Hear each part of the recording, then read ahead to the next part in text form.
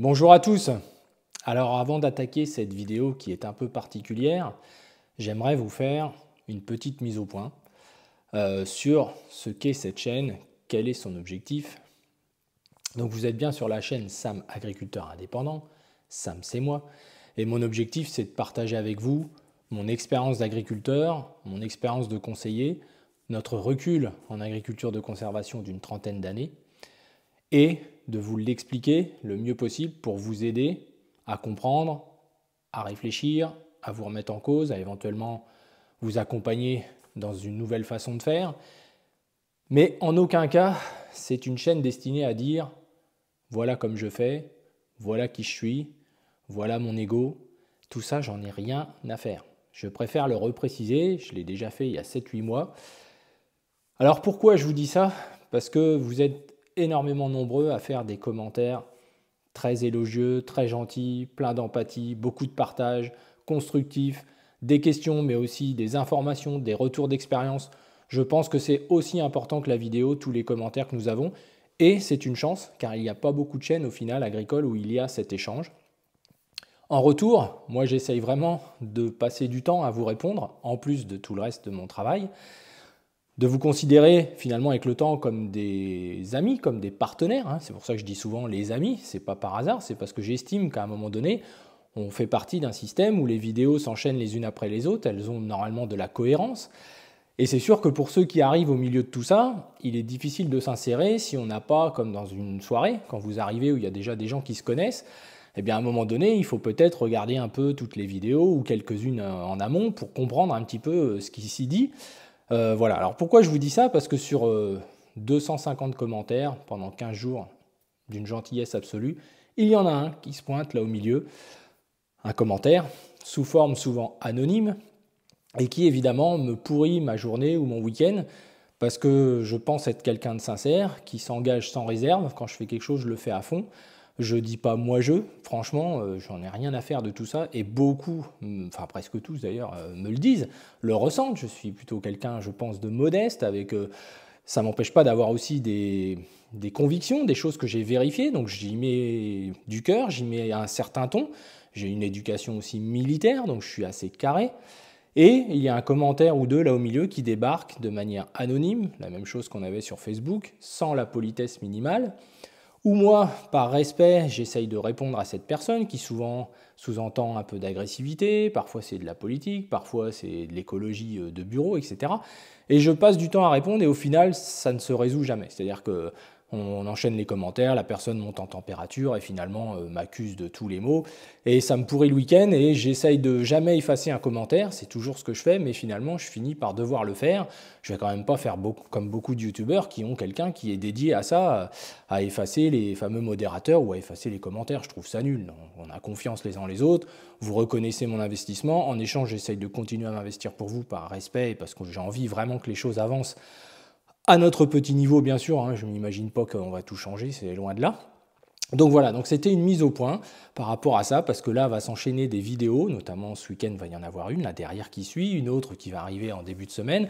Je profite d'une météo un peu compliquée pour vous approvisionner, entre guillemets, par rapport à vos questions.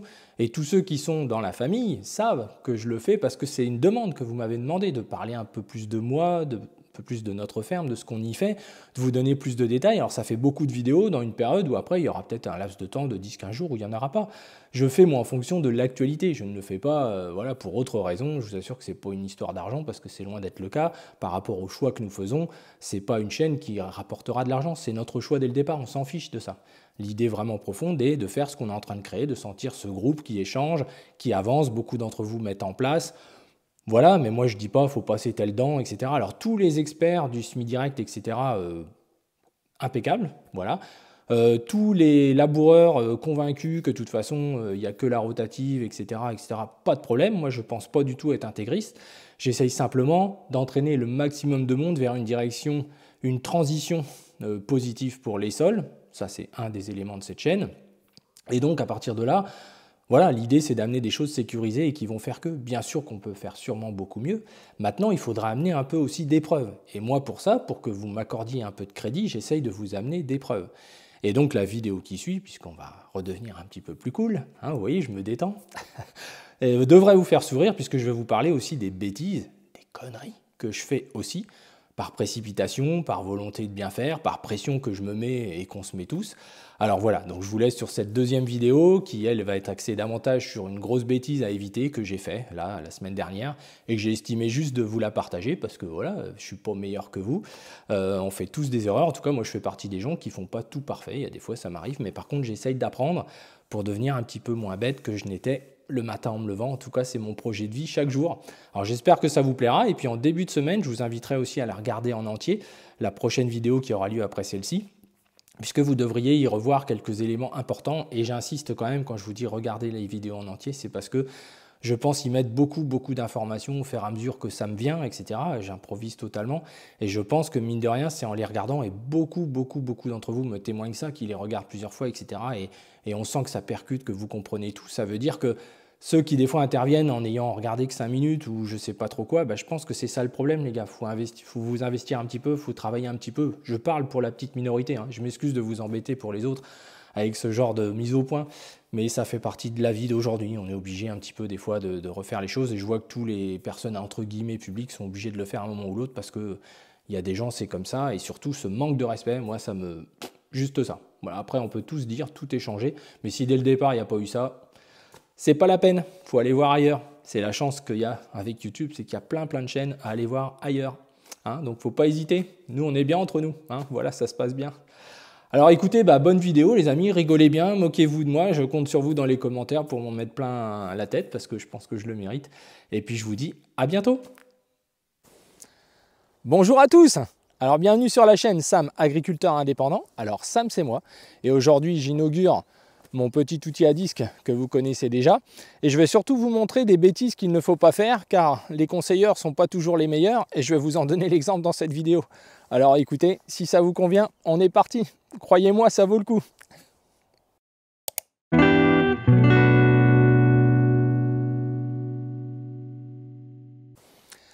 Alors les amis, cette vidéo est un peu particulière car j'aimerais vous montrer le genre de bêtises que je suis capable de faire et qui peut-être vous arriver à vous aussi. Pour plein de raisons. Alors c'est une parcelle de 4,5 hectares qui a un taux d'argile de plus de 40%. Je l'ai évidemment ouverte en premier en me disant qu'il allait pleuvoir derrière et que ce sera encore plus compliqué après la pluie. Vous connaissez ça. Je suis venu en fissuration avec mes pointes de fissuration et non la chaussette, ce que je ne fais jamais dans ce type de terre car la chaussette n'aurait ressorti aucune motte. J'aurais en effet passé un petit coup de couteau dans le beurre, mais verticalement ça ne pose aucun souci. Ça aurait fait fleurir ce travail et j'aurais ensuite pu faire le lit de semences. Là, sentant que c'était pas trop bien ce que j'avais fait, mais je ne m'étais pas rendu compte à quel point, je reviens ce matin pour inaugurer mon outil à disque, qui d'ailleurs, entre parenthèses, au bout de 10 mètres, avait déjà perdu un disque, qui n'a pas été bien serré à l'usine. Et oui, ça arrive même au meilleur, on va dire ça. Hein. Bref, et donc vous allez voir que je fais du sale boulot, et que surtout, la dernière fois, en fissuration, j'ai vraiment fait du sale boulot, et je comprends même pas que j'ai pu faire ça. Sans doute que ça paraissait beau du tracteur, je suis descendu pourtant voir plusieurs fois, mais dans le haut du champ qui est moins argileux. Donc voilà ce que j'avais fait en travail de fissuration, donc ça paraît comme ça plutôt bien. Quand on regarde d'un peu plus près, on voit que c'est déjà un petit peu moins bien, hein, vous voyez, donc quand on fait des mottes un petit peu comme ça, elles vont avoir du mal à mûrir, ça c'est clair. Alors ils annoncent toujours de la pluie, on est le vendredi, ils annoncent de la pluie pour le week-end et la semaine prochaine, un temps d'automne, hein, il fait froid, ce matin il fait 4 degrés, du brouillard, etc. Eh bien écoutez, quand je passe ensuite avec mon outil magique, à disque ou à dents, je pense qu'à dents j'aurais même fait un peu pire, eh bien j'arrive à un travail qui est encore pas parfait, hein, voilà, on voit, ça fait même parfois quelques lards, comme on appelle chez nous, qui sont froids, hein, glacés, qui vont avoir besoin de mûrir. Donc voilà, donc je sais déjà d'avance qu'il va falloir que ça sèche, qu'il repleuve peut-être dessus. Alors c'est 4,5 hectares hein, sur les 67 hectares que j'ai à semer. Mais voilà, je suis un petit peu dégoûté parce que je sais qu'une fois que c'est mal repris comme ça, eh bien ça va me demander souvent un passage d'outils en plus. Et encore si je rattrape le coup, ce qui n'est pas gagné, hein, selon la météo. Donc voilà, donc le genre d'erreur à ne pas faire, typique, hein, y aller quand on ne le sent pas, hein, c'est-à-dire, et pas avec les bons outils pour des raisons de facilité, remettre les chaussettes, juste pour cette parcelle-là, c'était un peu dommage. Alors à l'inverse, vous avez vu la vidéo sur l'autre site, là, que je vous ai fait pour vous montrer différents types de terres. Et il y a des parcelles où j'ai juste fait un essai en microfissuration et en fait je vais semer directement, tellement ça se passe bien, je n'ai pas besoin, salut, tellement ça se passe bien, je n'ai pas besoin de repasser, je vais en fait faire que de la microfissuration et semer, je vous montrerai ça aussi, mais comme là ils annoncent de la pluie, j'ai un peu tout arrêté et je trouve que c'est pas des conditions pour faire du tournesol, en tout cas c'est mon propre avis, donc là cette fois je vais écouter mon instinct car je ne vais pas faire la bêtise que j'ai fait là. Alors vous voyez, bon, c'est pas trop mal, mais on est loin du plat, ça devrait pas être comme ça s'arrange tout seul habituellement, en tout cas mieux que ça.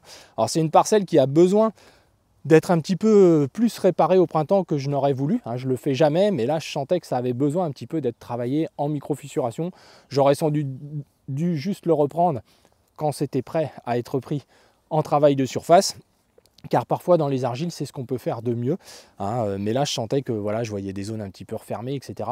Je voulais essayer de le soulager et j'ai bien fait. C'est aussi ce qui a fait ces mottes là, hein, c'est à dire que tout est lié. Si le sol était en meilleur état, je n'aurais pas créé ce type de motte. Malgré tout les mottes sont perforées, hein, c'est pas dramatique, hein, vous voyez, donc voilà, elles ont malgré tout une présence de vie, mais quand on les reprend en conditions un petit peu justes, et vous connaissez les argiles pour certains d'entre vous, eh bien c'est un petit peu foutu pour le reste du temps. Donc voilà, donc il y a d'autres champs un petit peu avec des zones d'argile comme ça, donc je vais essayer de passer mon outil avant les pluies, que ça fleurisse, car je pense qu'après j'aurais eu beaucoup de mal, car ce sont justement des mottes qui ont été créées trop tôt.